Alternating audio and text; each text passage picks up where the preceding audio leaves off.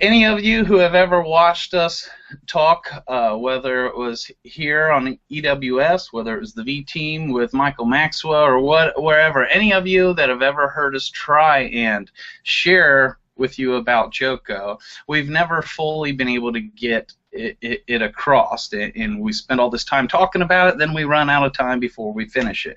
So I'm going to start backwards. I'm going to start with the end in mind and move backwards. So, kind of like what Kern had mentioned in this, and Eric did in the beginning too, how duplication is key. You know, and early on, we all wanted to be good presenters. We wanted to be good speakers. Todd actually went and studied and is a molecular hydration specialist. Joko used to tell us he wanted to be like Danny D. McCullough. Wow, what a great presenter. What an excellent demonstration that man gives. And it's awesome. And thank God there's videos that we can send any of our prospects to watch the demos. But, you know, we also realized if we became great speakers, and as we became good at doing a water demonstration, we may be able to fill a room with folks and give the best demo anyone has ever seen. And everyone in the room is closed 100%. Everyone is all in. They're ready to sign paper tonight. But at the same time, they're thinking in the back of their head, that's awesome, I'm in. But I could never be like that guy, Danny D. McCullough. I could never speak or present like that. It's not as duplicatable, and so we realized if it's not simple for duplication, Joko realized that when Joko's not around, if there was no Joko, no business would die. And so we realized, yes, it's good to be able to present. Yes, it's good for all of us to learn the ins and outs of this business and the product we have, to be able to be ready at any moment to share the good news, whether it be with the product or with this wonderful business plan. But to simplify it, so real duplication takes place, Joko has really come down to a really great for lack of better terms, formula that the biggest introvert could do. And I'll give you basically the 4 steps that they do.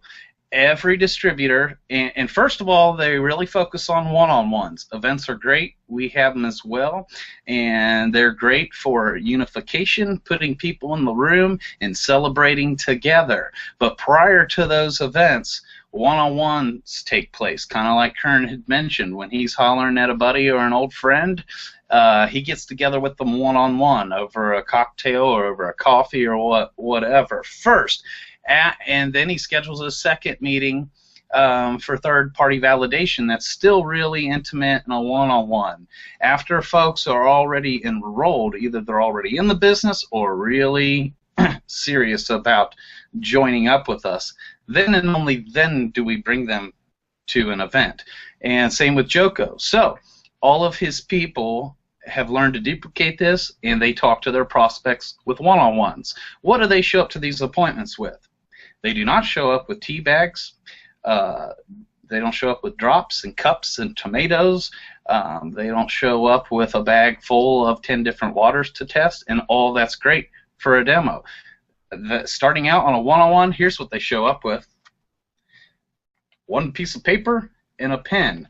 The only other thing in your demo bag is your phone. So now, these are the only ingredients you need to share this business on the front end. These 3 items.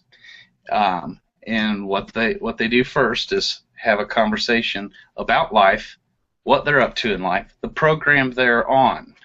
And then Joko shares the solution to life. This is where the pen or pencil and 1 piece of paper comes in, which I'm about to share that with you. And after they share that, where does the phone come in? Here's your demo with Danny D. McCullough, Bob Gradelli, your favorite demo, whichever one it is. You've got an arsenal, an array to pick from. Once you discern your prospect, you can decide and be led by your heart. Which one do I hit play on for this person?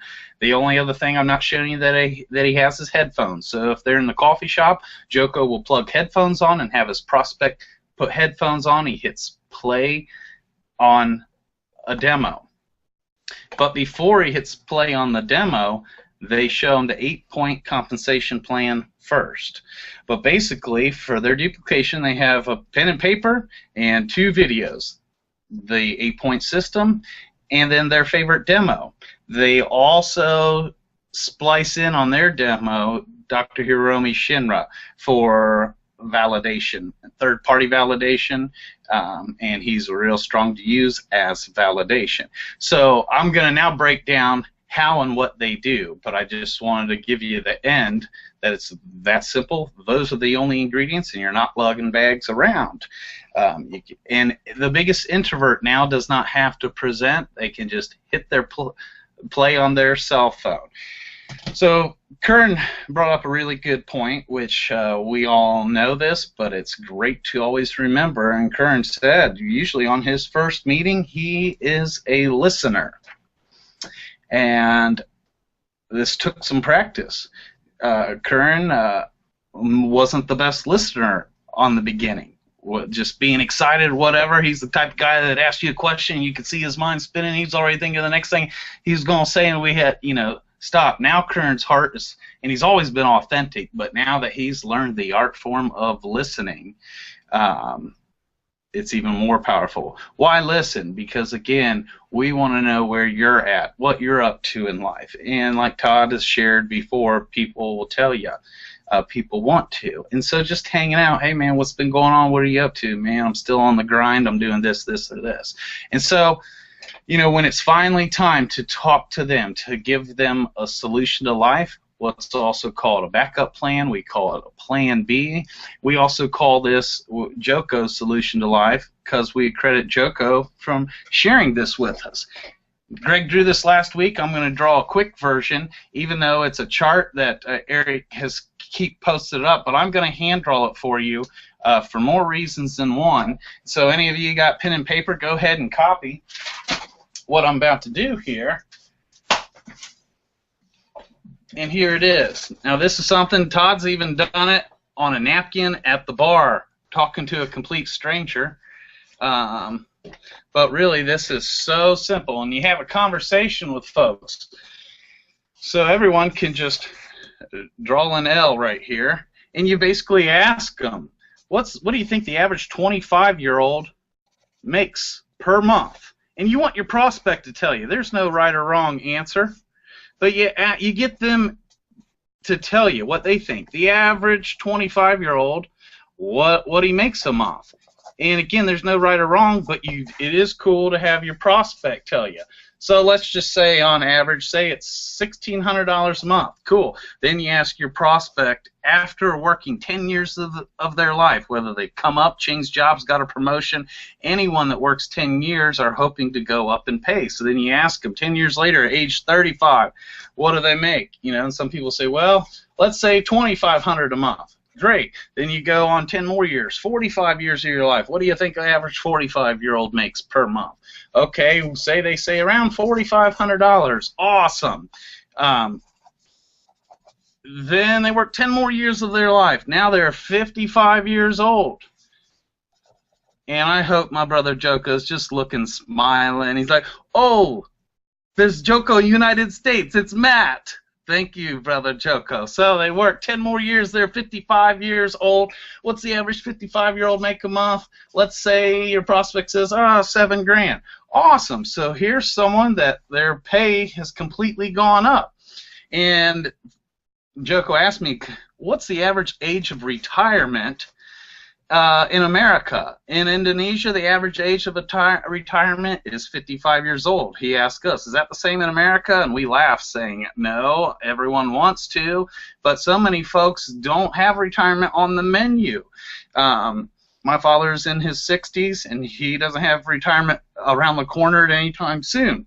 A lot of Americans do not. That's why usually you'll never see a young greeter at Walmart. Regardless, though, those who are lucky enough to retire, let's say at age 55, making $7,000 a month, what happens to their income the second they retire? It obviously drops. But there is another line that never drops and always keeps going up. And what is that? Your expenses, the cost of living, your bills. And so that's real important. whether you stop working, your bills don't. So anyways, that's really good to show. Well, what do we just do here? We mapped out 30 years of your life. We mapped out 30 years of anyone's life. This is the plan that most people are on, working for a system as part of an overall system. Todd always says, you know, they're working as a system for somebody else's system. Most people are working to make other people's dreams come true. This is the program we're all on. Whether you love your job or you hate it, why do we do this? What are we in it for? This is called get up and go to work, get up and go to work, and get up and go to work, and then do it again over and over and over again. Why do we do this? Obviously for obvious reasons. For family, for the house, for the cars, for your kids. At the end of your life, what did you do all this for?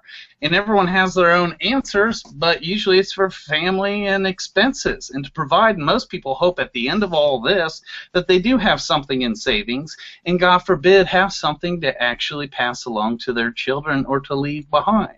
But another thing Joko likes to point out, especially to young 25-year-olds who aren't even thinking much about when they're 55 or older, but usually, you know, people say when you reach 55, 60, 65 and older, other things come into play, especially if you haven't been on our product your whole life, and that is Dr. Bills. You know, he'll mention that once you get older in life, your body, you're not as young as you were when you started this deal out. Things in the body can break down, and you'll have medical expenses. Most people, whether they get sick or treatments, whatever the case may be, at the end of their deal, can zap their whole life savings, can take what they were trying to save to leave to their children. And it's a sad song, but it's just mainly the program most of us are all on. You know, I have family members, I watched my own grandparents, you know, worked and saved their whole lives, only at the end of it all, you know, their whole savings going to the nursing home and nothing to leave to the kids. Now, obviously, the kids didn't care. They just loved mom and dad, but still, there was no what Joko calls backup plan. So he maps this out, and this is important for your own prospects to realize the program they're already on, the program we're all on, and we also realize without something else, without a backup plan, this is what's on the menu. And we're not doing this to call it right or wrong or good or bad. Well, the question is there another way? Is there something else on the menu? And you'll really hear this from the youth, from the younger generations. Kids that are just getting straight out of high school, there's a lot of pressure on what are you going to be? What are you going to do the rest of your life? Are you going to college? Do you know how many kids today sign up for college and they're not following their passion? That is just a story. They have something to suffice the rest of the family at the Thanksgiving dinner table, buying themselves more time. Still don't know what they want to do in their lives or be up to, but at least they feel more credible by saying, well, I'm in school now. Oh, that's good. And then they pass the salt, like, okay, you're good because you're in school. And we know that so many kids, whether they do 4 years of college or longer, then they graduate out of college in debt, with a degree, hoping to get that entry-level job, in debt to school loans, hoping to get that entry-level job making 40 or 50 grand a year, and still not in love with their lives or their job or their passion. So a lot of youth will see this as the only thing on the menu and don't want it, don't want to sign up for it. And so we have a lot of youth that is viewed as rebellious because they're not following that system or that menu. But the youth will also say their own hearts will tell them there's got to be something more. What is it? And we have it. For anyone in the middle of this system, a plan B, a backup plan, we have it, and that's the good news. Even if you love the system you're on, even if you love what you're doing. I'm one of the blessed guys. I'm a tattoo artist. But you know what? There's only so many hours in the day. There's only so many clients I can tattoo. If you swing a hammer, if you work at the bank, it's all quantified.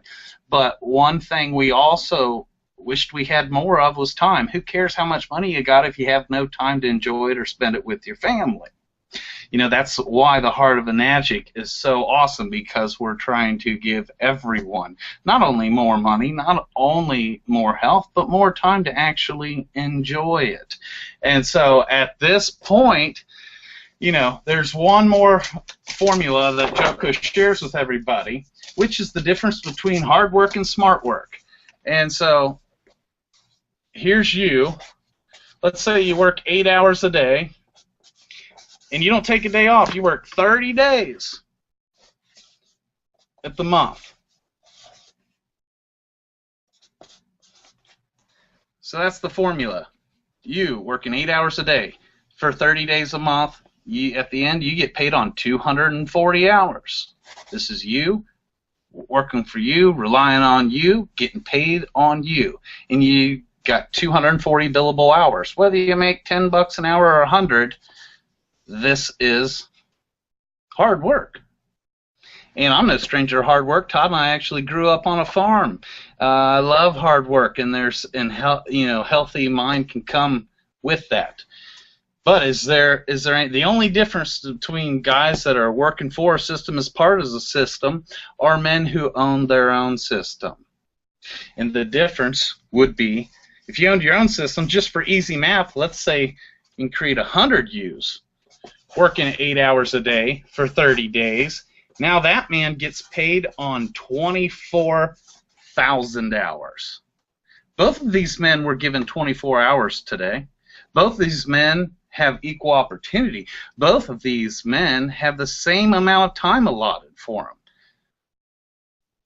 Both of these men get paid this in 1 month. The difference is one man's working for a system, usually somebody else's system, getting paid on 240, and this man owns his own system, and he's duplicated himself and has 100 of himself or 100 partners, and at the same month gets paid on 24,000 hours. And that's the difference between smart work and hard work. Well, that's when Joko will segue into and say, there is a company that's been around for over 40 years that has created this system and the opportunity for you to own your own system and build your own system. But here it gets even better. The good news about this system, because remember, let's go back to the graph here. What is this? I just mapped out 30 years of your life. There's a company out of Japan called Enagic that has created the opportunity for you to own your own system and build your own system, but instead of 30 years, a system, and we've been given a blueprint to be able to do it in 3 years. And you don't have to do it alone. Actually, you're not supposed to do it alone. We're going to build it with you. Would you be interested in hearing more about this system?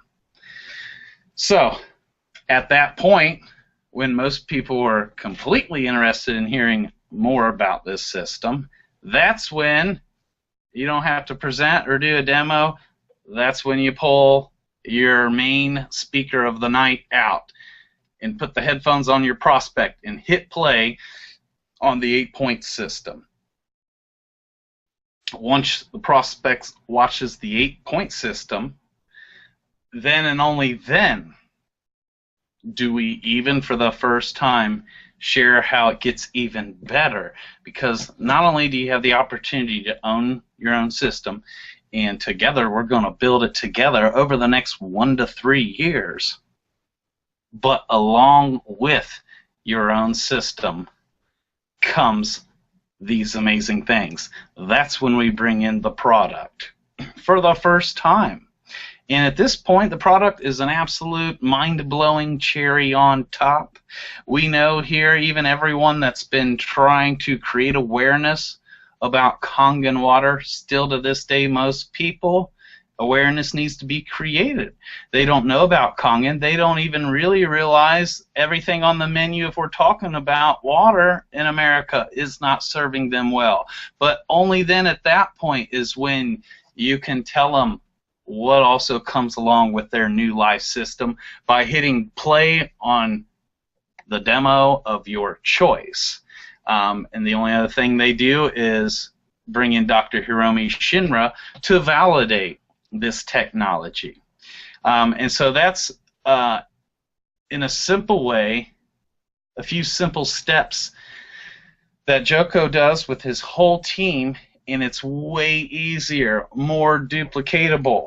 Everyone can relate to this because we're already on it, or our parents are on it, our children are on it. Everyone's on this. So this is a conversation you could have, and then we have the solution or a great backup plan or plan B to go along with the system you're already on. And it's just absolutely, amazing from there, and we get to be the ones to create awareness and to offer this to the masses. If you were born with a heart for people, to want to help people, this is a way to help people's lives, to help them get true health settled out of the deal. And yes, we all want people to have good health. We all know the necessity and the importance of water in your body. That's a no-brainer, and we happen to have the best water in the world. So that is amazing that happens to come along with them now owning their own system. Well, guess what? Everyone wants this. Everyone would like the opportunity. Most people just don't know how. We're not taught in school until now.